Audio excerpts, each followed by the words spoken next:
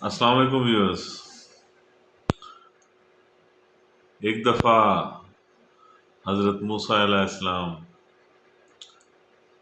किसी बियाबान से गुज़र रहे थे तो उन्होंने देखा कि वहाँ एक गुडरिया एक दरख्त की छांव में बैठा है और खुदा से बातें कर रहा है।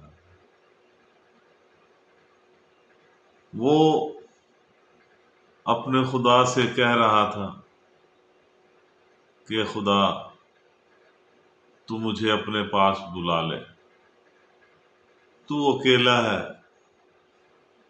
मैं तुम्हारे साथ बातचीत करके तुम्हारा जी बहला दिया करूँगा, मैं तुम्हारे लिए खाना बना दूंगा, मैं तुम्हारे पाँव दबाऊंगा, मैं तुम्हें नहला भी दिया करूंगा, मैं तुम्हारे सर पर तेल की मालिश भी करूंगा। ऐ खुदा, अगर तेरे सर में जुएं पड़ गई हों तो वो भी निकाल दिया करूंगा। ये बातें सुनकर मूसा अलैहिस्सलाम को उस शख्स पर गुस्सा आया। वो उस पर नाराज हुए और उसे कहने लगे कि ये भी कोई तरीका है। वो ज़ाहिर है नबी थे, उनकी एक शरीयत थी, खुदाई अहकामात थे। वो उनकी नज़र से उस शख्स को देख रहे थे। उन्होंने उस शख्स को डांटा और कहा कि ये खुदा से कलाम करने का, खुदा की इबादत करने का या खुदा से दुआ मांगने का तरीका नहीं है। तो वो गुडरिया कहने लगा कि हुजूर, मैं अनपढ़ हूँ, जाहिल हूँ, मुझे इन चीज़ों का कुछ पता नहीं है। आप अल्लाह के रसूल हैं, आप मुझे बता दें कि खुदा की इबादत कैसे करनी, दुआ कैसे करनी, खुदा से अगर कोई बात कहनी हो तो वो कैसे कहनी। तो मूसा अलैहिस्सलाम ने खुदाई अहकामात की रोशनी में उसे कुछ दुआएं बताई, इबादत का तरीका बताया, जो उनकी शरीयत थी, उनके अहकामात उस शख्स को समझाए और खुदा से कलाम करने के लिए चल पड़े। आप जानते हैं कि मूसा, जिनको कलीमुल्लाह कहा जाता है, यानी खुदा से हम कलाम होते थे, उनका ये मौजज़ा था। तो वो खुदा से हम कलाम होने के लिए गए। तो जब खुदा ताला से हम कलाम हुए तो खुदा ने कहा कि मूसा, मैंने तो तुम्हें उन लोगों को जो मुझसे दूर हैं उनको मेरे करीब लाने के लिए इस दुनिया में भेजा था। तुमने तो उस शख्स को जो मेरे करीब था, जिसे मेरा कुर्ब हासिल था, आज तुमने उसको ही मुझसे दूर कर दिया। मूसा अलैहिस्सलाम बहुत हैरान हुए।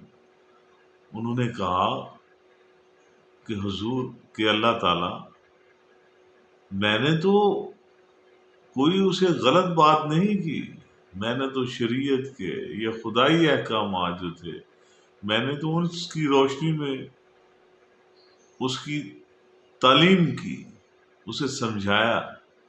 और मैं तो इस बात पर खुश था कि एक भटके हुए को, एक नाबीना शख्स को मैंने रोशनी दी, एक भटके हुए को मैंने रास्ता दिखाया। और आप कह रहे हैं कि मैंने उसे आपसे दूर कर दिया। تو خدا تعالیٰ نے فرمایا کہ موسیٰ، یہ تمام عبادت، یہ تمام احکامات میرا قرب حاصل کرنے کے لیے ہیں، جبکہ وہ شخص اسے پہلے ہی میرا قرب حاصل تھا۔ بات سمجھنے کی کوشش کرو، اصل بات قرب ہے، تعلق ہے، اس کا میرے ساتھ تعلق تھا۔ یہ عبادتیں، یہ ریاضتیں، یہ تعلق نہیں ہے، یہ تعلق کو جوڑنے کے ذرائع ہیں۔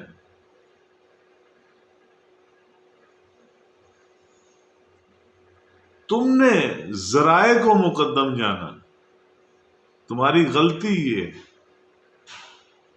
تم نے اس تعلق کو نظر انداز کر دی جو اسے حاصل تھا۔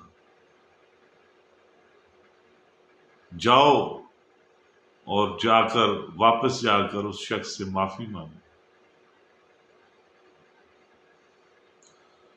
بات یہ ہے کہ اصل بات تعلق ہے، قرب ہے، قرب الہی، خدا سے تعلق۔ تم دیکھو تو صحیح کہ بنا کسی ذرائع کو استعمال کیے جو تعلق ہے، جو رشتہ ہے، وہ غیر مشروط ہوتا ہے۔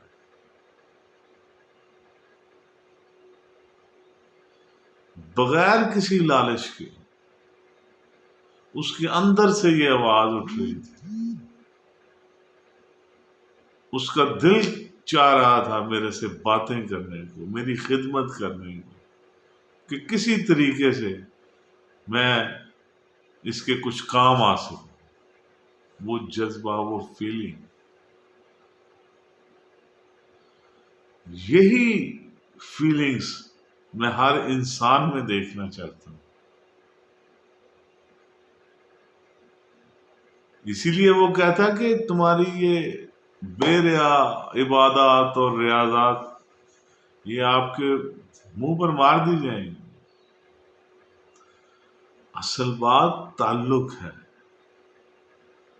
قرب ہے، اور جو تعلق ہے، جو قرب ہے، جو رشتہ ہے،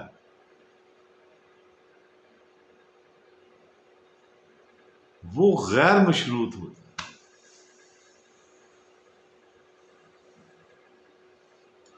تو وہ واقعہ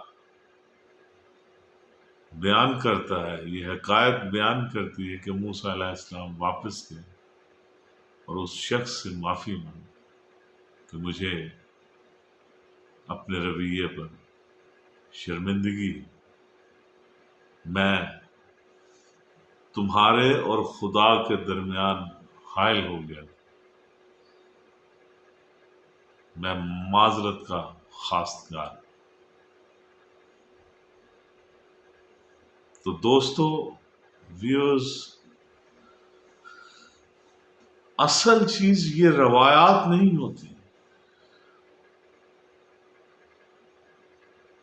اصل چیز ان روایات کے پیچھے جو مفہوم ہے اس کو سمجھنا ہے، اس دھارے پر چلنا ہے، نہ کہ الفاظ کی تکرار اور عبادات کی اٹھک بیٹھک۔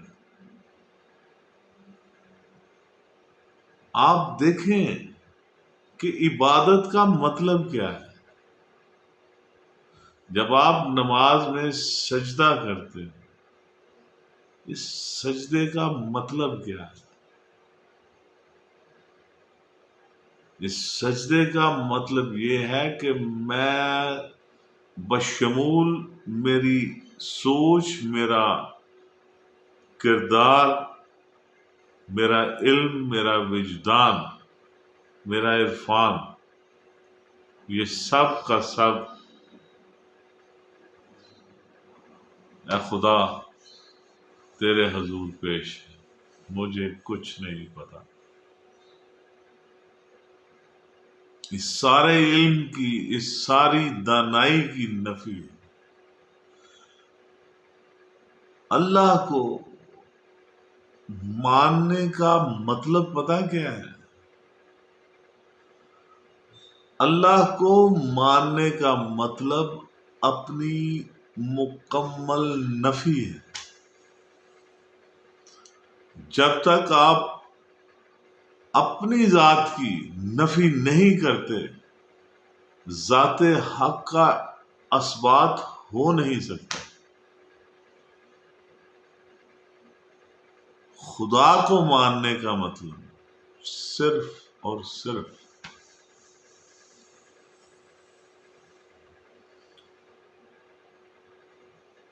اس میں کی، اس انا کی، اس نفس کی مکمل نفی۔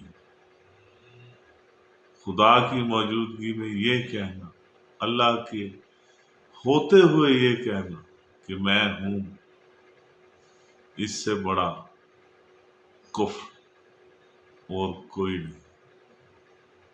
اس کفر سے بچیے گا۔ آپ کا بہت بہت شکریہ۔ خدا حافظ۔